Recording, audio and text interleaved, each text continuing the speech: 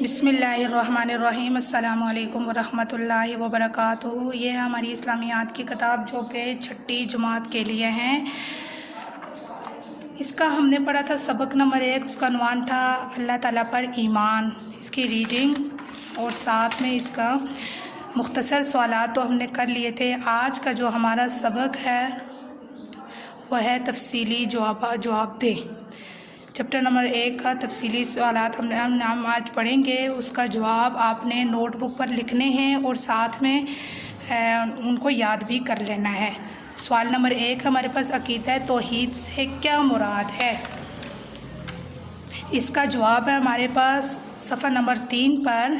ایمان کے معنی یقین کے ہیں۔ اللہ تعالیٰ پر ایمان رکھنے کا مطلب یہ ہے اللہ تعالیٰ کی ذات کو سچے دل سے مانا جائے اور اس پر پختہ یقین رکھا جائے۔ مسلمان کلمہ شہادت کے پہلے حصے میں اس بات کی گواہی دیتے ہیں کہ اللہ کے سوا کوئی عبادت کے لائق نہیں، وہ ایک ہے، اس کا کوئی شریک نہیں۔ یہ دین اسلام کا سب سے پہلا اور بنیادی عقیدہ ہے۔ دین کی اصطلاح میں اس کو عقیدہ توحید کہتے ہیں۔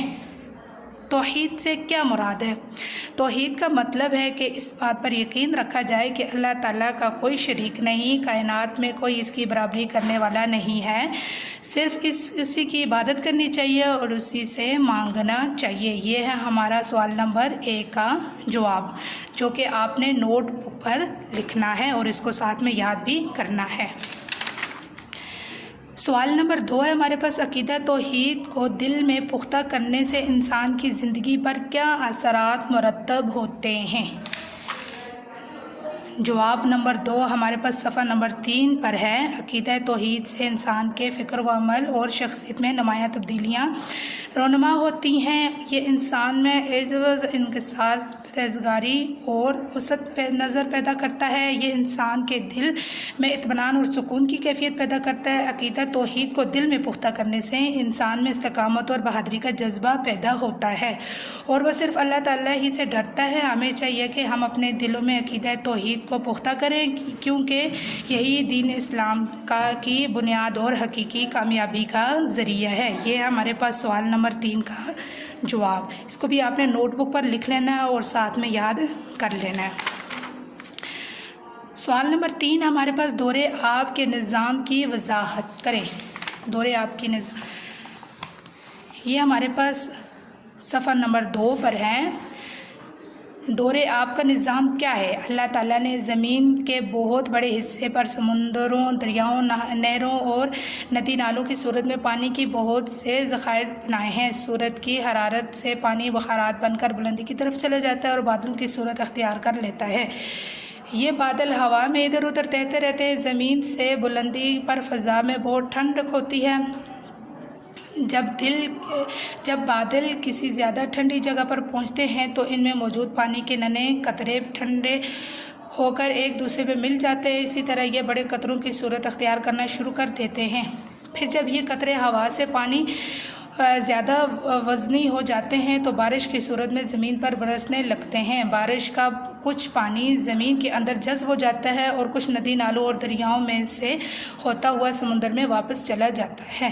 زمین میں جذب شدہ پانی کو انسان مختلف طریقوں سے نکال کر استعمال کرتے ہیں۔ یہ ہے ہمارا سوال نمبر 3 کا جواب۔ یہ بھی آپ نے نوٹ بک پر لکھ لینا ہے اور ساتھ میں یاد کر لینا ہے۔ اب ہمارے پاس آیات کا ترجمہ لکھیں۔ آپ نے آیات نوٹ بک پر لکھنی ہے اور ساتھ میں اس کا ترجمہ آپ نے لکھنا ہے۔ آیات نمبر ہمارے پاس ہے افرأیتم الماء الذی تشربون۔ یہ ہمارے پاس صفحہ نمبر 1 پر ہے۔ افرأیتم الماء الذی تشربون اانتم انزلتموہ من المزن ام نحن المنزلون۔ اس کا ترجمہ ہے کیا تم نے کبھی اس پانی پر غور کیا جو تم پیتے ہو؟ کیا اسے بادلوں سے تم نے برسایا ہے یا اس کے برسانے والے ہم ہیں؟ آپ نے اسی طرح اوپر آیات لکھنی ہے اور اس کے بعد آپ نے اس کا ترجمہ بھی لکھ لینا ہے اپنی نوٹ بک پر۔